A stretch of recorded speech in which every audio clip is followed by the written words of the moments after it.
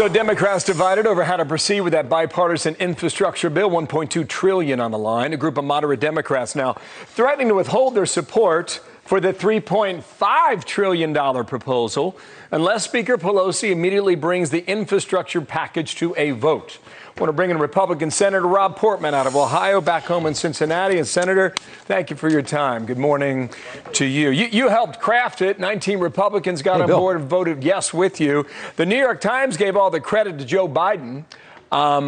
Ted Cruz, however, is not on board. He said the following: "My colleagues have tried to claim this bill is paid for, but it's not, even if you count the gimmicks and fake offsets. This bill will increase the deficit by over $250 billion. All right? Make your case. Why is it a good bill, Senator?" Well, Bill, first of all, it's the right thing to do for the country. Our infrastructure is crumbling. We've got 46,000 bridges that need to be replaced, one of which, by the way, is in your hometown of Cincinnati, right behind me.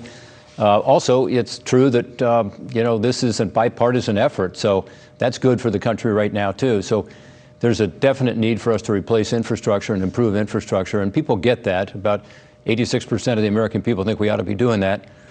Second, in terms of the economics of it, this is good for the economy. This is long-term spending. It's not going to be spent next year or even the year after. It's going to be spent over the next 5, 10, 15, 20 years for long-term capital assets, like bridges and roads and ports and railways.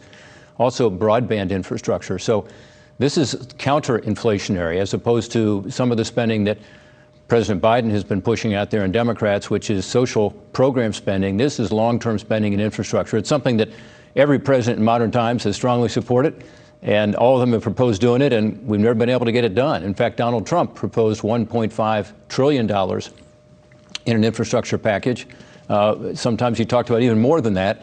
But frankly, I give him credit because he's the one who got Republicans thinking about the importance of investing in infrastructure. Ours is $550 billion, and it's over a 5-year period. And again, it's something that's needed, and it's good for the economy, makes the economy more efficient, therefore makes it more productive, therefore brings tax revenue back into the economy. Mark Thiessen's right in the Washington Post today, as you show you the headline, the infrastructure bill just saved the filibuster, he writes, and made it more likely Republicans would take back the House and Senate. I don't know if he's right about that. Or not. But anytime you do these big bills, there's stuff buried in there that people learn about later. I came across this in early August.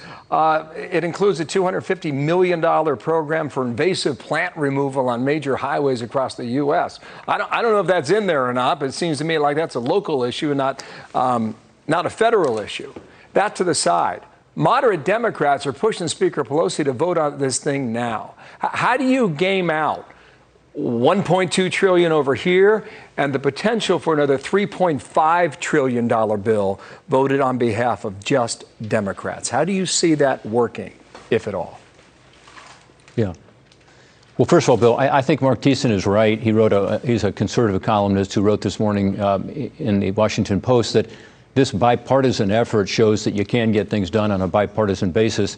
It is not Joe Biden's infrastructure package. It was done by Republicans and Democrats, moderates on both sides, working together to try to figure out how do you take the Biden proposal, which you recall was $2.65 trillion, with huge tax increases, the biggest tax increases in American history, and a lot of stuff that was not core infrastructure. And we said, let's pull the core infrastructure out of this, which, again, everybody wants to do. Republican and Democrat want to invest in infrastructure.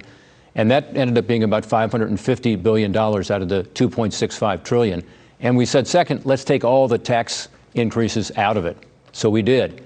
And that's what this is right now, this bipartisan package represents. The reason Mark Thiessen thinks it's good in terms of saving the filibuster is that right now the 60-vote margin is necessary to get things done. Under a filibuster, that would go away, and the Democrats would be able to pass all sorts of bad legislation, including making D.C. a state and changing the Supreme Court and so on. What the Democrats have argued is nothing can get done with 60 votes anymore. Well, that's just not true. We just proved it can get done. And frankly, we've given confidence to members like Joe Manchin, like Kyrsten Sinema, who are more moderate Democrats who do not want to get rid of the filibuster. But now they've got an argument. And frankly, those of us who believe that Democrats ought not to get rid of the filibuster have an argument that we can get our work done. It requires some concessions on both sides. In terms of the invasive plants on the highways, that would be the interstate highway system only. So that would not be the local ones. And frankly, I don't know if that ended up staying in the bill, but that's an example where our interstate highway system does need work. For those who have waited in line for rush hour, you know, they'd rather be home with spending more time with their kids or getting to work sooner. It's going to help. It's going to help our roads and bridges and our ports and our railways, and broadband's a huge issue in Ohio and other states. They're killing me. I could talk about this for a long time. I hope you come back. Yes, no, or maybe. Do they pass $3.5 trillion? Boy, I sure hope not. It's a terrible bill. It has huge tax increases and a whole lot of spending. And both Senator Sinema and Senator Manchin have said after the infrastructure bill passed that they cannot support legislation at that level. These 9 Democrats, moderate Democrats, who just sent a letter to Speaker Pelosi have said, we need to vote on the infrastructure package. That's what we like. And they have deep concerns about the $3.5 trillion. It would change America. Let them speak for themselves, but it would be terrible for America. I'm going to put you down as a maybe for the 3.5. Senator, come back. Nice to see you. Rob Portman with us today. Thank you. Hard no. Thanks, Bill. You bet. Okay.